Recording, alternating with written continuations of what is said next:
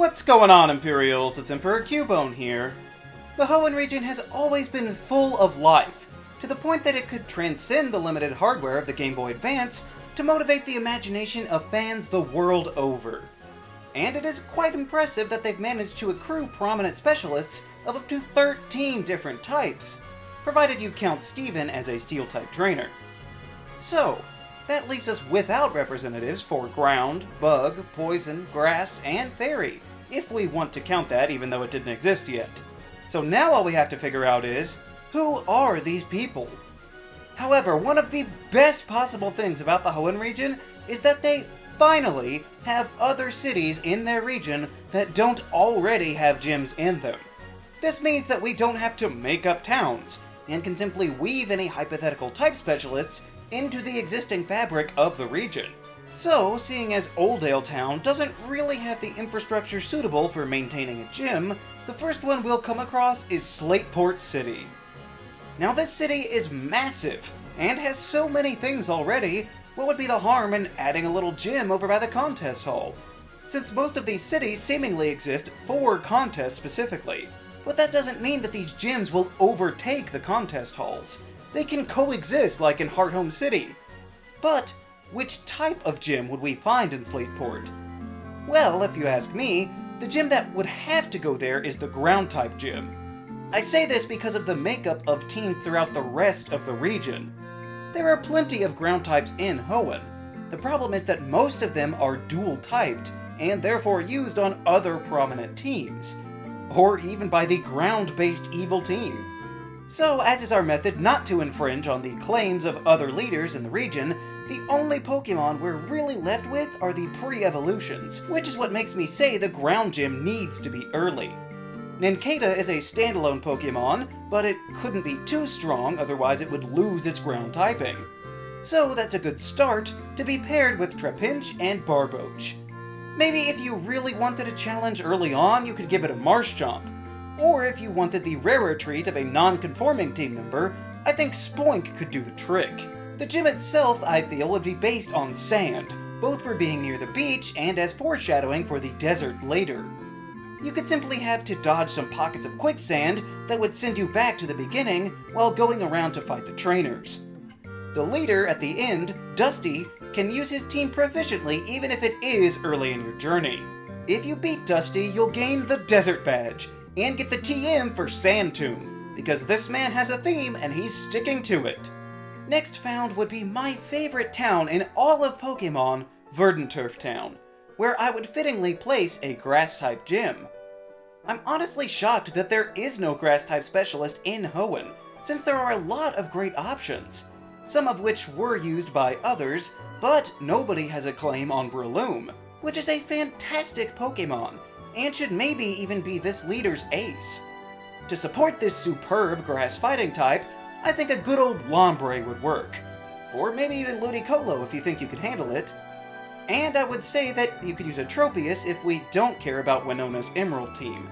But if that's off limits, there is always Grovyle that could help out as well. If we needed a non-grass type, I think Kecleon could work. If for no other reason, then it is also green. Inside the gym, you'd have a sort of maze constructed out of tall grass, not unlike what we see on Route 120, with trainers lying in wait around certain corners, or if you try to take shortcuts. At the end, you'll find Clover, the gym's leader, with her small but strong team. Defeat her and she will give you the Sprout Badge and the TM for Magical Leaf. And maybe the HM for Rock Smash if Watson isn't the one giving it out at the time. The flow of the region would most likely funnel you into Fallarbor Town next, and here is where I would place the Bug Gym. Or maybe put it over by that waterfall, but it's still close enough nearby. As for the leader of the gym, I think there's a possibility that it might be somebody we've already met before. Greta was the captain of the Battle Arena over in the Battle Frontier in Emerald. And if you reach her the first time, you'll see on her team she already had two powerful bug types, Heracross and Shedinja. Normally I prefer a selection of Pokémon introduced in that generation, however she already had Heracross and it just fit so well. On top of that, I think if we buffed her up with a Masquerain and maybe even gave her a Volbeat, that she could put up quite a fight, even if some of them could be considered weaker. And if we have to, we could toss in a Corphish or something if you wanted an extra challenge by adding different types. The gym itself could be similarly configured to the battle arena if we wanted consistency, but that doesn't seem entirely bug-like.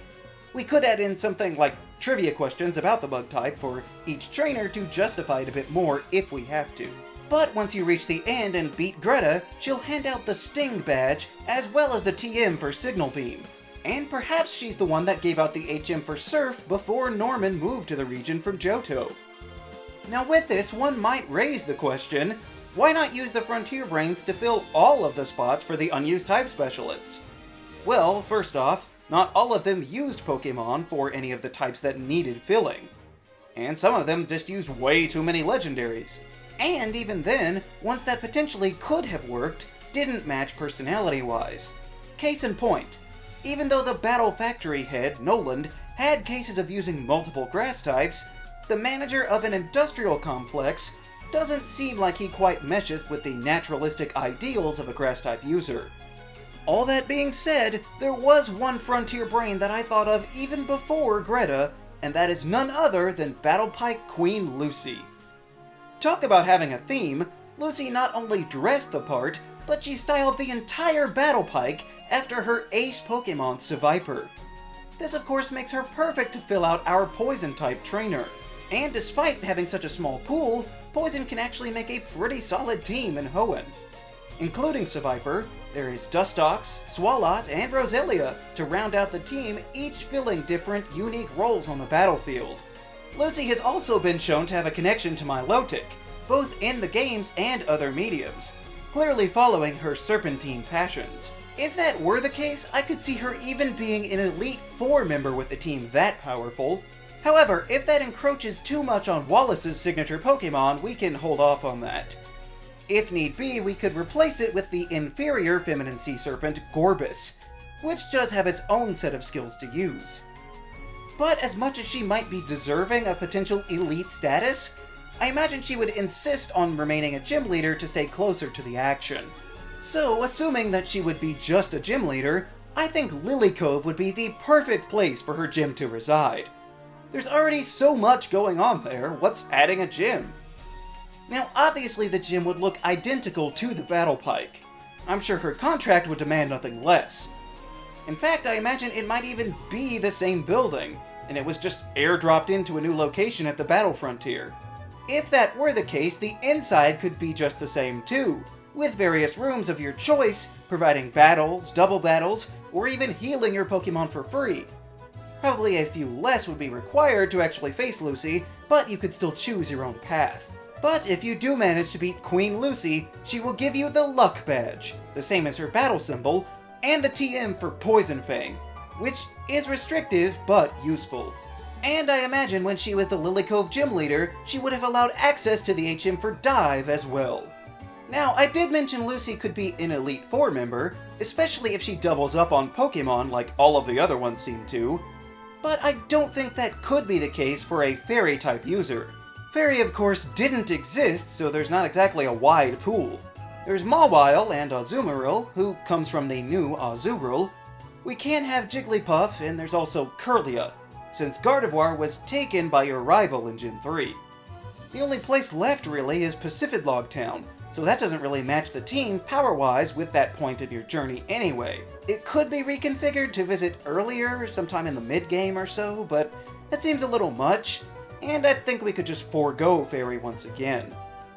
However, I would like to point out that in the time that Fairy has existed, we've had 2 Fairy-type gyms, and both of them have given out the Fairy Badge.